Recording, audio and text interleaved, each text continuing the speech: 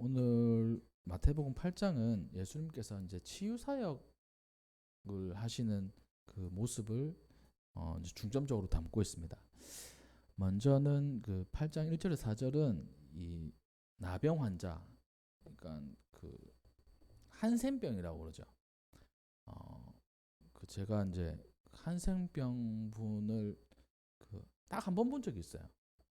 그리고 그분들이 이제 격리되어서 살아가시는데 뭐 소록도 이런 우리나라에 그런 곳 있잖아요. 그리고 어 그 제가 이제 몰랐는데 어떤 곳에 이제 그 방문한 적이 있었습니다. 근데 그 옆이 그 카톨릭에 사는 그런 뭐 기관인 것 같더라고요. 그래서 저 산중에 뭐 저런 곳이 있나, 뭐 제 생각에 그냥 수련장 뭐 이런 건 줄 알았는데 보니까 한센병 환자들을 돌보는 곳이더라고요. 그곳이. 그래서 지금은 뭐 그 길이 잘나 있고, 그런데 옛날 같았으면 진짜 격리돼 있겠더라고요. 그 사이에 강이 흐르거든요. 경호강. 그래서 지금은 다리가 이렇게 잘라져 있는데 예전 다리가 이제 무너진 다리가 있더라고요. 이거 진짜 완전 격리되어서 살아갔겠구나 이런 생각을 하게 됩니다. 그 이 성경에도 이 한센병, 나병이라도 하기도 하고 문둥병이라고 하기도 하는데 학명은 이제 한센병이더라고요. 그 병은 피부가 이제 녹고 떨어지는 겁니다. 코가 떨어지고 귀가 떨어지고 얼마나 흉측하겠어요.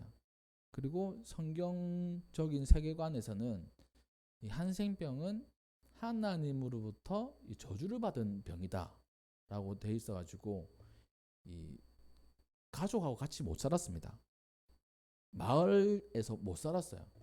격리시켜야 됐습니다.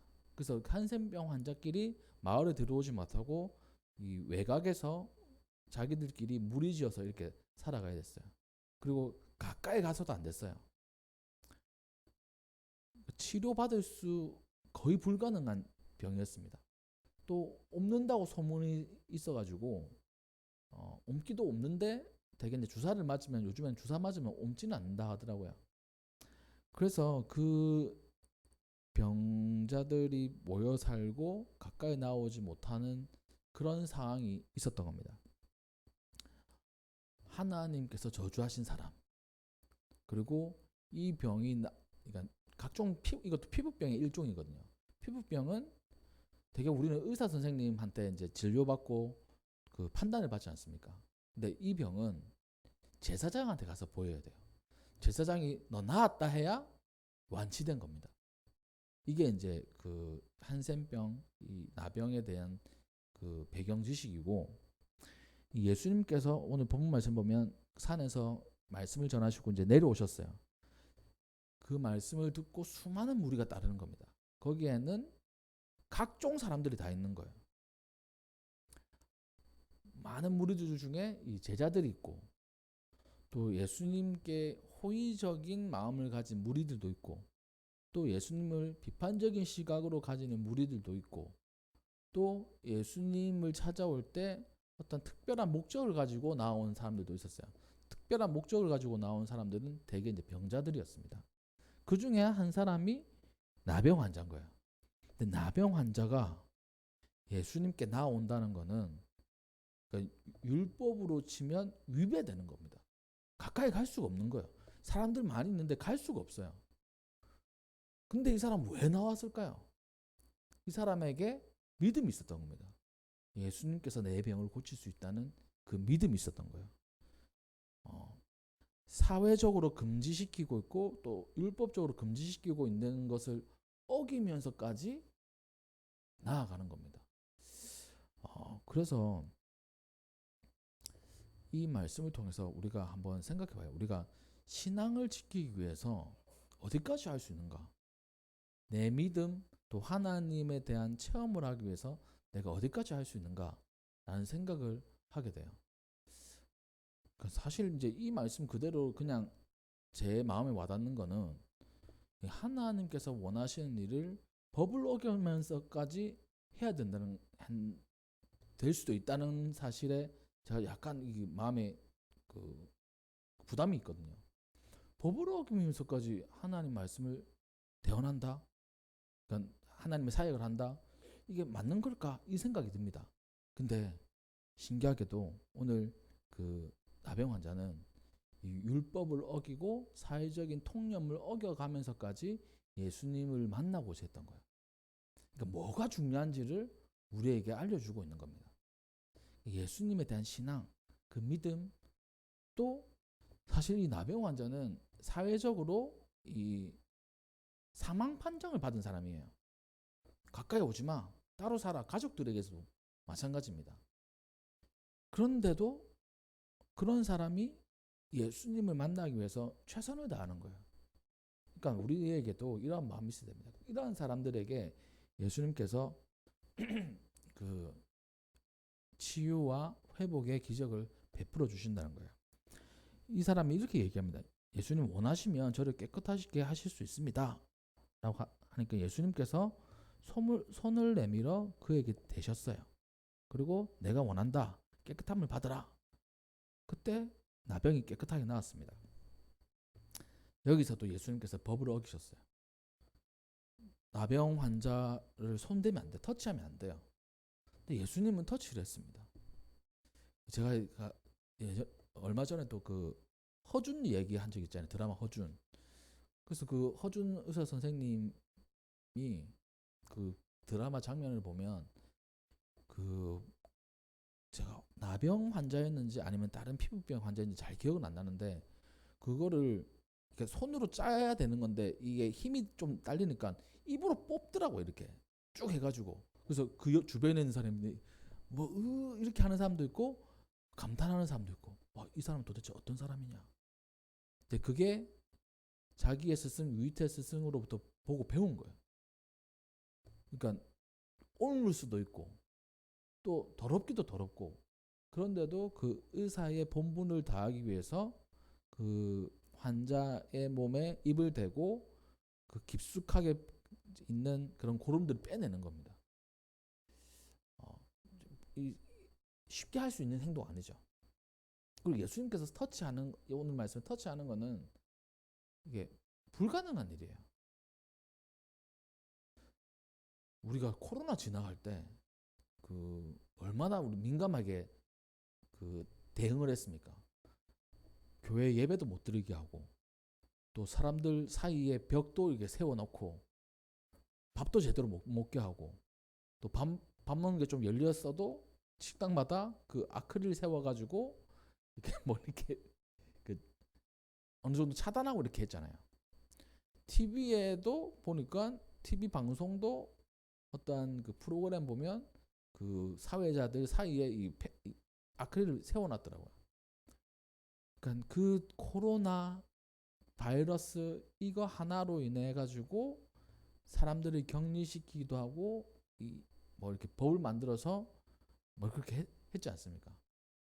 이 코로나는 좀 우리가 생각할 때 지금도 코로나 생각하면 지금도 코로나 유행한다 하더라고요. 지금 현 시점에도 얼마나 그 민감하게 반응했습니까?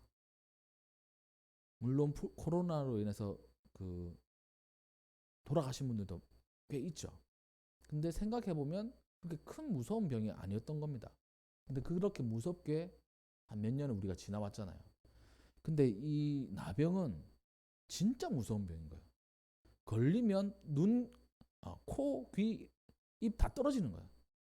손가락 떨어지는 거예요. 피부 날아가는 겁니다. 사람들하고 격리되는 거예요. 사람들한테 나아가는 것도 이게 불법이긴 하지만 모든 사람들이 싫어해요. 옮을까봐. 근데 그 모든 사람들 가운데 한 사람, 바로 예수님은 그 사람에게 손을 대시고 치료해 주시는 겁니다. 그게 바로 예수님인 거예요.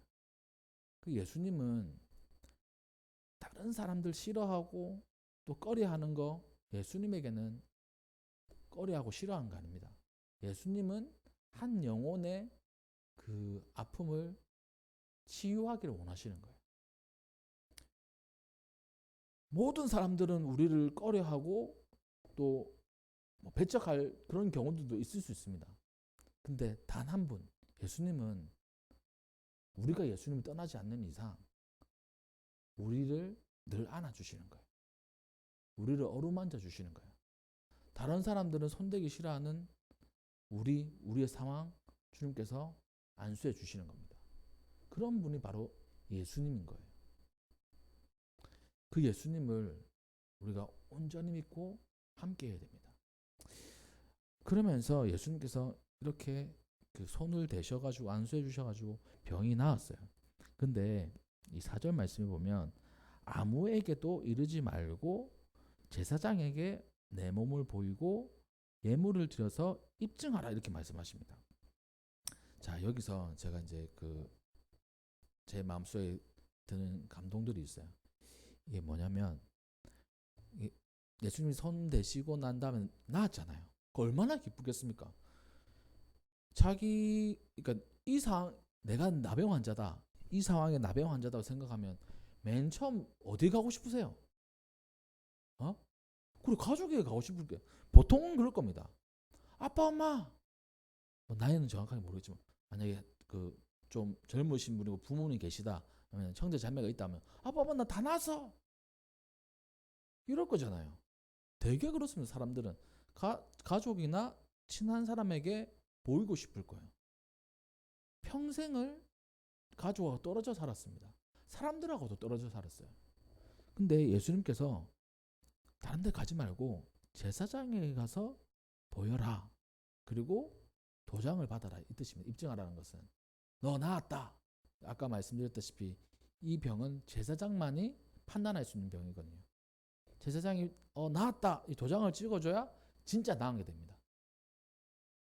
그래서 그 이후에 이제 가족들에게 갔겠죠. 그러니까 이 말씀을 통해서 제가 이제 생각하는 거는 우리 신앙의 설레발 그런 경우도 있어요. 저는 그런 경우도 좀 많습니다. 어떤 거냐면 이런 거예요. 제가 예전에 필리핀에서 사역을 할 때 있었던 일이에요. 필리핀에서 사역을 할 때 교회에 기도 제목이 있었습니다. 또 저에게도 기도 제목이 있었어요. 그 뭐냐면 그러니까 결혼하기 전이었던 것 같습니다. 맞아요. 결혼하기 전에 교회에 이제 필요한 게 몇 가지 있잖아요. 뭐 여러 가지 뭐 이런 시스템도 필요하고 있는데 이런 시스템이 있으면 뭐 합니까? 사용할 수 있는 사람이 있어야 되는 거잖아요.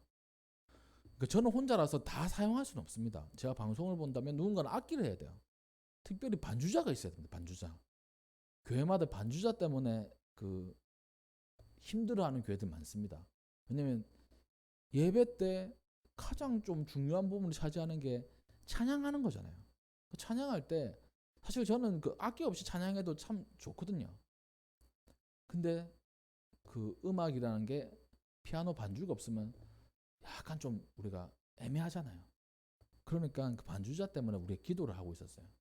근데 기도를 하다가 제 마음속으로 기도하다가 어떤 한 선교사님의 딸이 우리 지역으로 이제 유학을 온 겁니다. 유학. 같은 필리핀 지역인데 필리핀 섬이 엄청 많거든요. 저 멀리 있는 섬에 선교사님의 딸인데 메트로 마닐라로 이게 이제 유학을 온 거예요. 그리고 이제 우리 교회 다니겠다고 하는 거예요. 또 같은 감리교니까 선교사님이 마닐라에 있으면 그 목사님 그 교회 가라 이렇게 하셨는가 봐요. 제 아버지 선교사님이. 근데 그 분이 피아노를 잘 쳤어요. 반주자가 생긴 겁니다. 와, 하나님께서 응답하셨다. 저도 마음에 기쁨이 있었고 담임 목사님도 기쁨이 있었고 축제였어요. 반주자 생겼다 이렇게. 근데 그 다음 주부터 안 나왔어요. 부담스럽다고. 와, 이게 청천벽력 같은 일 아닙니까? 우리는 설레발 다 쳐놨어요. 하나님 기도 응답하셨습니다. 반주자를 주셨습니다. 제가 그때 설레발 좀 쳤거든요. 담임 목사님에게. 제가 계속 기도하고 있었습니다. 하나님께서 응답하셨습니다. 다음 주부터 안 나. 왜 안 나냐 봤더니 부담스럽다고. 이거 너무 자기에게 집중하는 것 같다고. 부담스럽다. 안 논다는 거야. 학교 주변에 있는 교회를 간다고. 얼마나 실망스럽든지. 게 있었어요. 이 신앙의 설레발 그런 경우들 우리 종종 생깁니다. 다만 이건 좀 약간 재밌는 일이기도 하지만 우리 신앙생활 속에 이런 경우들 있을 수 있어요. 그렇다면 우리가 어떻게 해야 될까요? 설레발 치지 말라 이게 아니라 그 기도가 계속 응답될 수 있도록 끝까지 기도하는 거예요. 내가 설레발 쳤네? 하나님께 아직 응답 안 하셨나 보다. 그러면 좀 더 내가 기도하고 하나님께 간구해야지. 하나님께서 들어주실 거야. 이 생각을 하고 기도해 나가야 된다는 겁니다. 그리고 실제로 이 기도가 응답되는 그날을 바라보는 거예요. 이 예수님께서 아무에게도 가지 말고 입증해라 라고 하신 말씀이 몇 가지로 해석할 수 있습니다. 그러니까 이 비밀을 뭐 이렇게 막 누설하지 말아라. 왜냐면 예수님께서 이렇게 얘기하신 부분들이 성경에 몇 군데 있거든요. 사람들 하도 많이 오니까 뭐 그런 경우도 있었던 것 같아요. 그런 그 이유들도 여기도 사람들이 많이 오고 막 하니까 그렇게 제어하실 수도 있었죠. 근데 제가 받아들이기에는 신앙의 설레발을 치지 말고 부모님에게 먼저 가지 말고 확증을 받아라. 제사장에게. 그래서 더 자유롭게 인생을 영위해라. 이런 뜻으로 제가 받아들이게 됩니다. 그래서 바라기는 우리 성도님들 때로는 우리가 신앙의 설레발을 칠 때도 있어요. 하나님 기도 응답하셨습니다. 근데 그게 아닐 때가 그때가 중요해요. 그럼 실망하는 게 아니고 계속 우리가 해 나가는 거예요. 그래서 그 이후에 어떻게 됐냐? 반주자들이 생겼어요.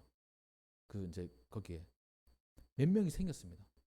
신기하게도 몇 명이 생겼는데 사실 저희 아내도 반주할 수도 있고 그리고 거기에 있는 학생이 한 명 있었고 또 목사님 딸이 피아노 반주 진짜 잘해요. 그런 분들이 생겼어요.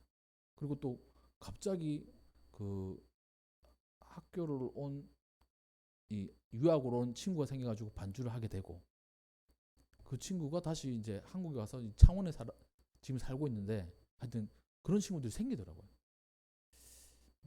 그런 경험들을 하는 것을 통해서 우리가 그 이후 설레발을 쳤다고 생각했을 때 낙심하는 게 아니고 끝까지 하나님을 의지하고 우리의 끈질긴 그 하나님에 대한 신앙, 믿음을 붙잡는 것이 중요하다라는 그런 말씀들을 드립니다.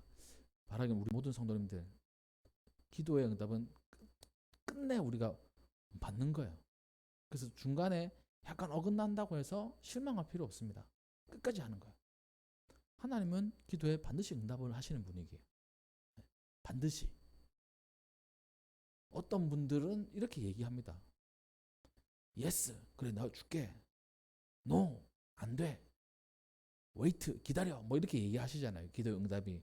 그것도 맞는 말이에요. 근데 저는 뭐 기다려 그리고 노 이런 걸 생각하지 않고 무조건 주신다라는 생각을 가지고 기도하는 거예요. 왜냐하면 성경에 보니까 못된 재판장이 과부가 맨날 찾아와가지고 막 두드리잖아요.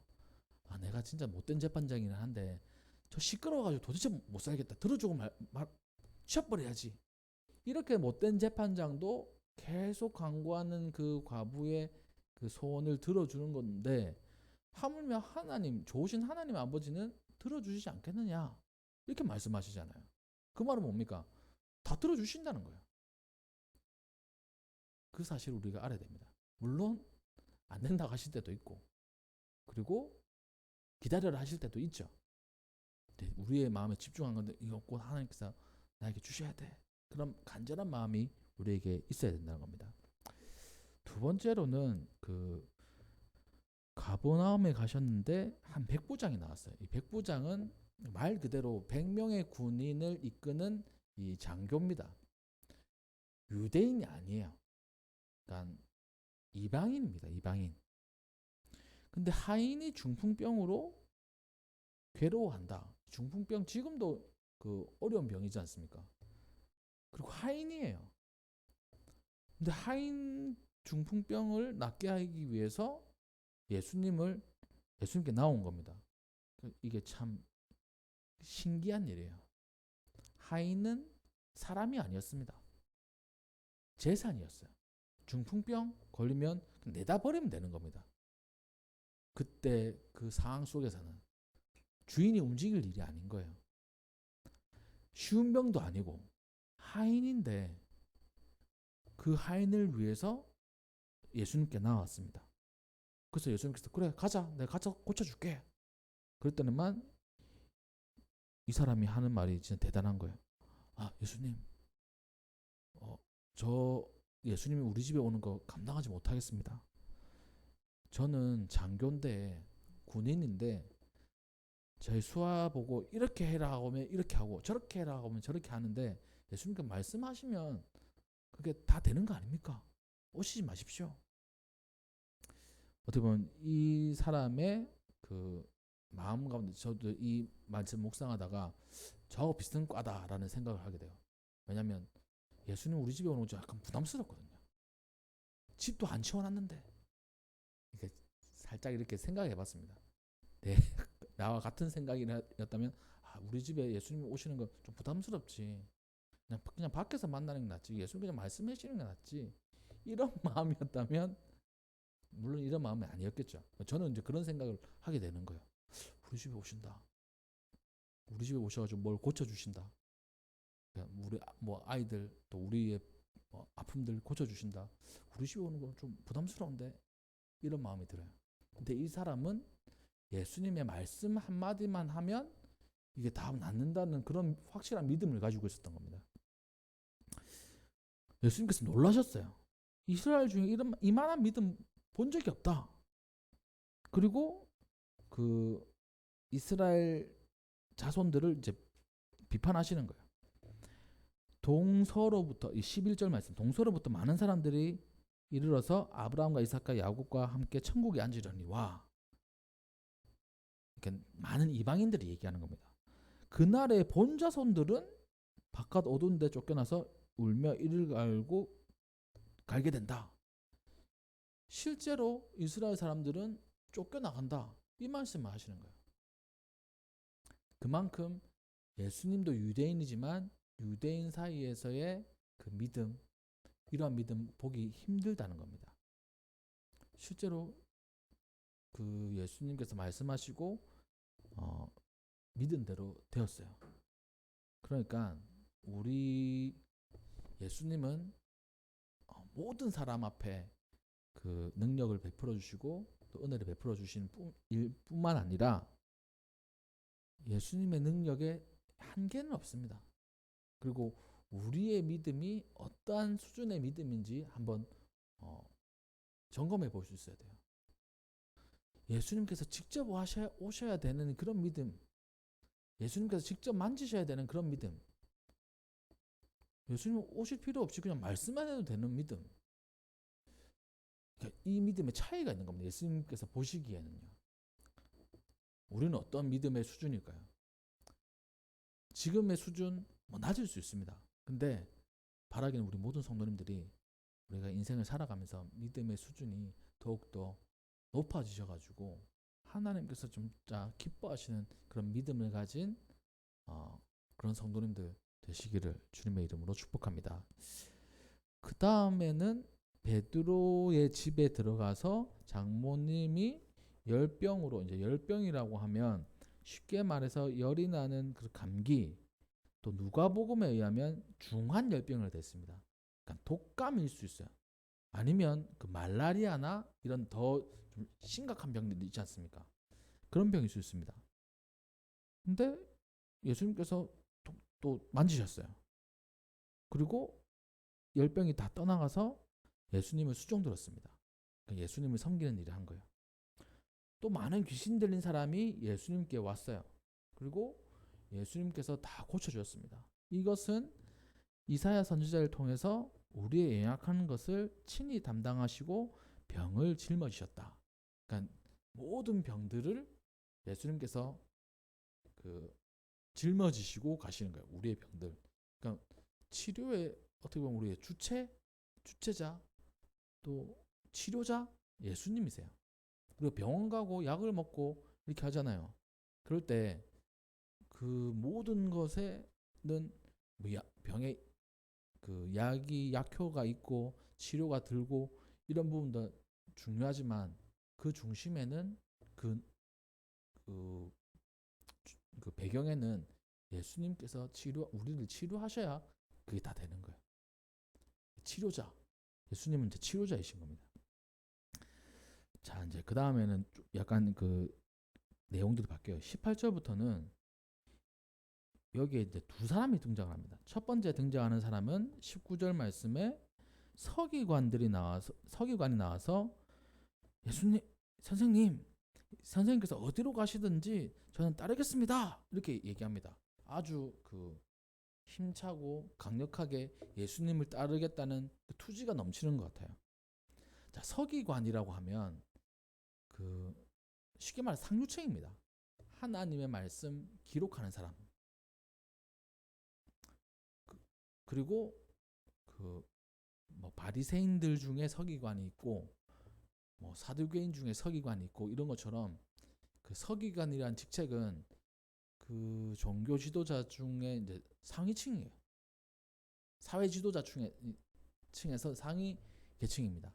그러니까 잘 나가는 사람인 거예요. 근데 예수님을 따르기로 이렇게 했습니다. 근데 예수님께서 이렇게 말씀하세요. 여우도 굴이 있고 공중의 새도 집이 있는데 나는 어디 누울 만한 장소도 없다. 이렇게 말씀하십니다. 왜 이렇게 말씀하셨을까요? 두 번째, 제자 중에 한 사람이 예수님께 말씀드립니다.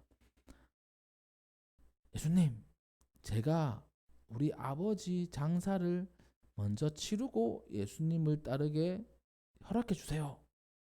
이렇게 얘기합니다. 21절에. 그래서 예수님께서 거절하십니다.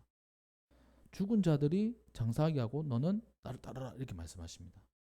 자, 이 두 내용은 그 성경에 어떻게 보면 난제예요. 무슨 뜻일까? 잘 모르겠잖아요. 예수님께서 그 아버지의 장례식을 치르지 못하게 불효를 저지르게 하시는 건가? 말씀만 보면 그렇지 않습니까? 예수님을 따르는 거 근데 아버지 장례도 못 치르게 하신다. 이거 아닌지 않나? 그렇다면 그 예수님께서 그 십자가 달리실 때 요한에게 왜 어머니를 왜 부탁하셨나? 육신의 부모 그 별거 아니면 별거 아니라고 생각하면 왜 그 사도 요한에게 이 마리아 그 어머니를 부탁하셨나? 그 앞뒤가 안 맞는 거잖아요. 제가 이 말씀 그러니까 여러 가지 해석이 있습니다. 먼저 죽은 자들을 장사하게 하라라는 것은 이 많은 사람들이 이렇게 얘기해요. 이 죽은 사람이라는 게 우리가 영적인 죽음, 육신의 죽음 이 두 가지로 보는 겁니다. 그러니까 그 육신의 그 죽음을 여기 어떻게 되어 있냐면 죽은 자들이 그들의 죽은 자들을 장사하게 하라. 앞서서 죽은 자들은 영적으로 죽은 사람들이 얘기해요. 그 해석 중에 한 가지가 이렇습니다. 영적인 죽은 사람, 그러니까 예수님 믿지 않는 사람들이 장사하게 하고 예수님 믿는 너는 나를 따라오너라. 그러니까 믿지 않는 형제들 있잖아. 그 사람들이 장사하게 하고 너는 그냥 나를 따라와. 이렇게 해석하는 거예요. 약간 신빙성 있는 것 같습니까? 그리고 또 하나는 이 상황들을 보는 거예요. 예수님께서 이 상황이 진짜 그 아버지가 돌아가신 상황인지 아니면 임종이 가까운 상황인지. 임종이 가까운 상황이라면 이따가 진짜 돌아가시면 이제 돌아가게 가서 장례를 치르라 이런 뜻으로 받아들이기도 합니다. 두 번째로. 근데 저는 어떻게 생각하냐면 앞서 18절부터 22절 말씀을 한 묶음으로 보는 거예요. 그러니까 사람의 깊은 속을 보시는 겁니다. 하나님은, 예수님은 우리가 진짜 이 말을 한 이유를 아시는 거예요. 첫 번째, 선생님이요 어디로 가시든지 저는 따르겠습니다 라는 걸 예수님께서 그 말씀 가운데 있는 그 사람의 서기관의 속셈을 아신 거예요. 그 속셈이 뭐냐면, 예수님을 따르면 내가 좀 더 서기관에서 서기관보다 더 지위가 있고 대단한 사람 될 것 같아. 지금도 많은 사람들이 나를 우러러보지만 말씀 전하시는 거 보니까 장난 아닌데, 함께하면 사람들은 나도 따를 것 같아. 그럼 나는 더 대단한 사람 되는 거야. 그 마음이 있었던 거야. 그러면 예수님께서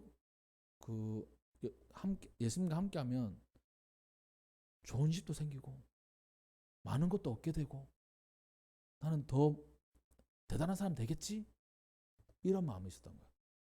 그러니까 예수님이 그 마음을 아시고, 나 따라와봤자 뭐 얻을 거 없어. 나 집도 없는데? 이렇게 말씀하신 겁니다. 마음속 깊은 곳에 있는 걸 아신 거예요. 두 번째, 제자 중 한 사람, 예수님, 제 아버지 장사하게 해주세요. 그 후에 예수님 따르겠습니다. 예수님께서 그 마음 보신 겁니다. 얘가 나를 지금 따를 마음이 없구나. 장사는 핑계고 나를 따라오지 않겠구나. 이걸 아신 거예요. 그래서 장사하러 가지 말고 진짜 넌 나를 따라야 된다. 이 말씀을 하시는 겁니다. 제가 이 말씀을 통해 가지고 참 저를 많이 비춰봐요. 제 마음속 깊은 곳에 있는 그 진심, 예수님 아시잖아요. 엄청나게 목사이기 때문에 보여지는 것이 그렇게 보일 수 있습니다.